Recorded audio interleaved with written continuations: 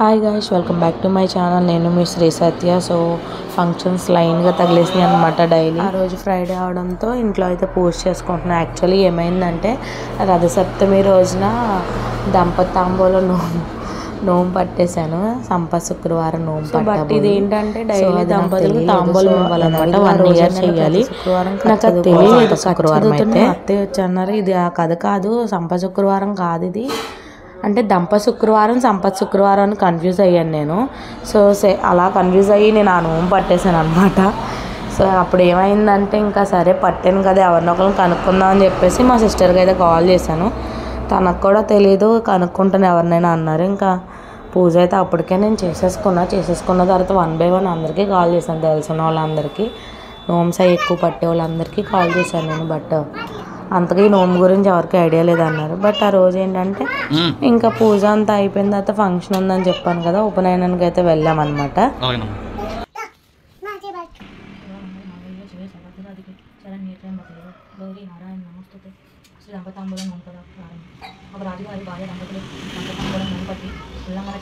అందుచేత భార్యాభర్తలకు ఎడబాటు కలిగినది. దానితో పాటు సిరి సంపదలు కూడా ఇలాగన చాలా కాలం జరిగినది.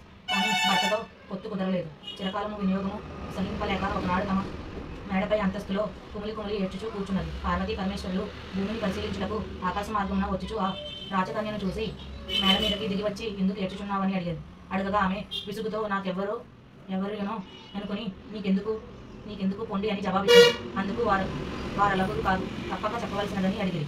ఎవరో కొత్తవారని తెలుసుకుని కన్నీటిని తుడుచుకుని వచ్చిన వారికి చూచి వింతపడి దేవతలు యుగించి నా పాలిట ఇప్పుడు కథ చెప్పుకొని అక్షింతలు వేసుకుని ఏడాది పాటు దంపతాంబూలం ఇచ్చి ఏడాది అయినాక ఉద్యాపన చేసుకొని వలసినదని.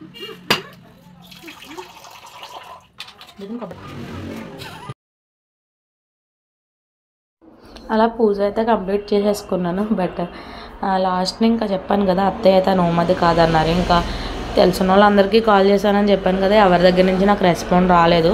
ఇంకా ఫంక్షన్కి అయితే స్టార్ట్ అయిపోయిన తర్వాత ఇంకా అక్కడ కూర్చుని అందరం ముచ్చట్లు వేసుకుంటాం కదా.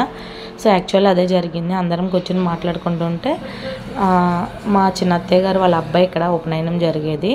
సో ఆ రోజు కాముట్ల ఆంటీ వాళ్ళు కూడా వచ్చారు ఆ ఫంక్షన్కి. ఆ ఆంటీతో నేను మా సిస్టర్తో అంటున్నాను అనమాట, వేరే సిస్టర్తో ఇలా చేస్తాను, నేను ఇలా పట్టేశాను, అదేం చేయాలో కూడా నాకు అర్థం కావట్లేదు అంటే అప్పుడు ఆ ఆంటీ అన్నారు, ఇదైతే డైలీ తాంబూలం ఇవ్వాలమ్మా, ఒకవేళ నీకు కుదరకపోతే వీక్లీ వన్స్ అయినా సరే, ఎన్ని రోజులు అయితే ఇవ్వలేదు అన్ని రోజులు అంతమంది దంపతులకి తాంబూలం ఇచ్చేయాలి.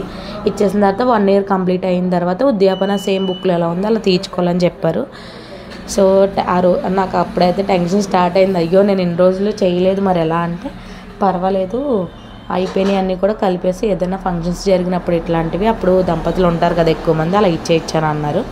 సో కొంచెం వరకు సాటిస్ఫాక్షన్ తెలిసింది, కానీ తెలియకుండా ఎట్లా పట్టేసానా అని చిన్న భయం అయితే ఉండేది ఆ రోజు.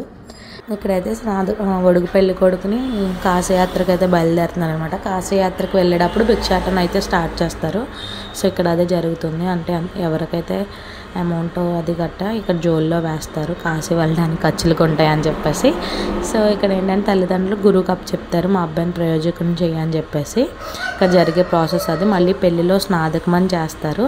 దాంట్లో ఏంటంటే ఇంకా నీకు వేదమంత్రాలు అన్నీ నేర్పేశాను కదా, ఇంకా బ్రహ్మచర్యం పాటిద్ది కానీ అని చెప్పేసి తీసుకువెళ్తుంటే అప్పుడు పెళ్లి కూతురు యొక్క తమ్ముడు కానీ అన్నయ్య కానీ వచ్చి గడ్డం కింద బెల్లం ముక్క పెట్టి, మీరు బ్రహ్మచర్యం పాటించడానికి కుదరదు, మా అక్కని కానీ మా చెల్లిని కానీ ఇచ్చి పెళ్లి చేస్తామని చెప్పి ఇక్కడతో మీ బ్రహ్మచర్యం విరమించుకోండి అని చెప్పేసి తాడు పట్టుకుని వెనక్కి లాక్కొస్తారనమాట. అది స్నాతకంలో జరిగేది, అది పెళ్లి టైంలో చేస్తారు. సో రెండింటికి డిఫరెన్స్ అదనమాట. ఇంక ఈ కార్యక్రమం అంతా చూసుకుని మేమైతే భోజనాల దగ్గరికి అయితే వచ్చాం. That's it today vlog. Thank you for watching.